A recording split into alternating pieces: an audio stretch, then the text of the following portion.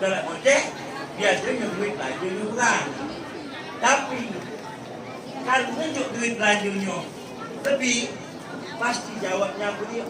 Oi, aku sayang dia bayar benar ya Pak? Nah, itu pengalaman kita ya Pak ya.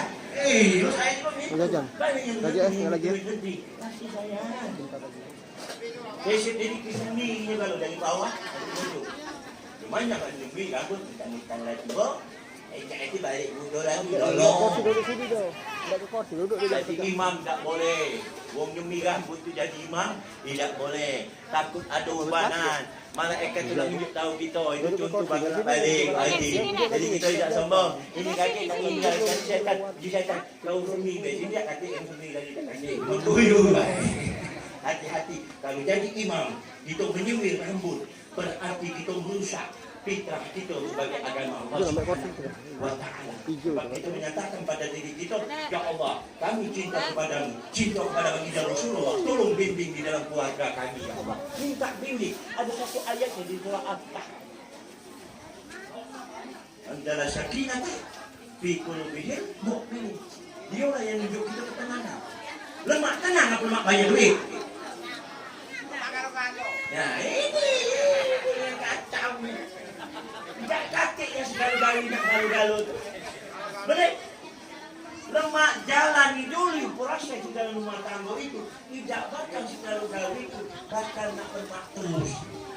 Atau kadang-kadang kita diunjuk proses sakit. Apa sakit apa yang paling bahaya? Sakit hati. Sakit hati. Sakit hati ada orang ini hancur. Lagi nak tua, boleh? Supaya saya jangan sakit hati banyak-banyak. Banyak-banyak istighfar. Banyak banyak berselawat kepada baginda Rasulullah. Banyak-banyak kita membuka Al-Quran antara maghrib dan isya.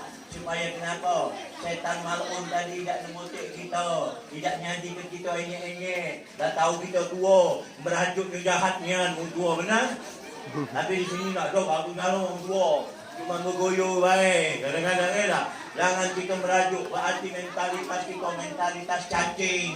Mentalitas kita mentalitas yang tidak dihargai oleh wong betino.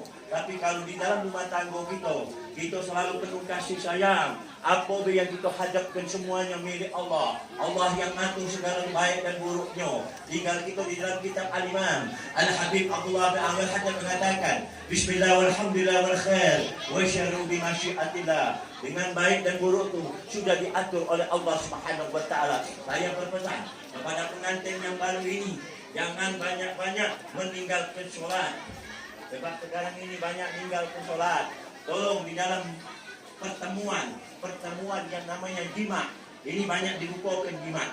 Jima ini kalau kepengen anak kita menjadi anak yang soleh dan soleha, benih kita bakal tidak dimasuk oleh setan. Banyak-banyaklah kita melakukan air wudhu. Sebab air wudhu itu adalah pertemuan kita mensyiarkan daripada ajaran baginda Rasulullah, mensyiarkan para wali Allahnya. Insya Allah tetesan kita menjadi tetesan anak yang soleh dan soleha. Ini kakek main balak 12, mulai imalah ibunya. Nah insya Allah anaknya balak 12 bro. Jadi kalau pakai jangan sampai kita dilayani bu. Kalau sampai suaminya maaf ini, suaminya galak main jatuh, suaminya galak mandi, atau dia tak layani, kau nak air wuduk dulu. Sebab jin yang mancing tadi ada, jin yang amui menjatuh ada. Jadi jangan sekali-kali bini kita tu nak dibuat pecah mainan. Jangan para hadirin. Kita kembali akhlak kita kepada Rasulullah. Siapa yang menjaga air wudhu, insya Allah saya yakin cita-cita ibu kepengen anaknya menjadi anak yang soleh dan soleha, insya Allah akan dikabulkan oleh Allah Subhanahu wa taala. Itu adalah perjuangan jihad kita. An hasibtum an tadkhulul jannah wa lam ya'lamullahu alladziina jahadu minkum wa ya'lamus sabirin. Apakah semudah itu kamu akan masuk ke dalam surgaku, kata Allah, sedangkan kamu belum berjihad. Jihad ini tak habis-habis. Kalau baca kita cinta 10, nanti di alam barzah ada 4 hal. Yang pertama sholat berjamaah. Bumi berterima kasih tempat kita duduk ini. Adonyo besan kita dari Aceh sana, insya Allah kita tahu yang namanya di Aceh paling taat kepada agama Islam. Di Barat taat juga sama agama Islam. Cuman bedanya ketika calo tidak kati ke sana. Ada calo banyak. Wah halus pula omong. Gitu. Padahal aku tuh ngetes tuh, Pak Haji hobi juga kamu jigo Pak. Jengkol ada ya Pak? Oh banyak, Pak Haji kalah kita Palembang. Nah, oh jadi nggak ngerti ya? Nggak ngerti ya jadi nggak ngerti ya Pak?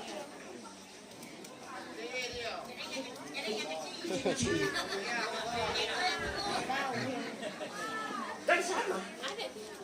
Tanda kekuasaan aku kata Allah kepertemukan jodoh dari Aceh ke Palembang, dari Palembang ke Aceh.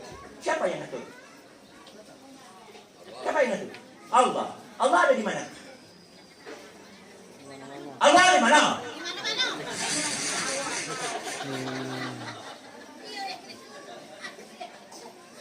Sebenarnya Allah ada di kalbi kita. Jadi hati-hati ya ketika kita akan marah terhadap istri. Ada 3 hal yang perlu saya sampaikan supaya kita dihargai oleh istri kita. Yang pertama, dayus tadi. Jangan sampai kita melantarkan istri kita apabila dia diajak semayang, dia tidak galak semayang. Itu yang maksudnya. Misalnya kita sebagai suami, kita mengajak dia semayang, tapi dia tidak galak. Sampai 3 kali. Insya Allah pas 3 kali itu double kedikit minjuk duit belanja. Ya, sebab merajuknya orang betina itu saya yakin tidak lebih dari 3 hari. Benar bu? Wong lanang kalau merajuknya jahatnya lama. Apa lagi ada ini ya? Apa lagi ada ini? Itulah hebatnya hati nurani seorang perempuan. Apalagi kalau dia ada anak, pasti dia memikirkan kasih sayang terhadap anak. Kalau wong lanang kadang-kadang kurang, aku tak nyala kino. Ya, wong lanang agak kurang dikit, agak kurang. Enak, sebab dia pakai nyeta. Wong biasa kalau pakai nyeta, ngomong dikit. Nah, bukan di sini, main lejeng. Jadi sama-sama. Di dalam kita membina rumah tangga kita, jadikanlah dalam rumah tangga kita yang penuh harmonis, adem ayem,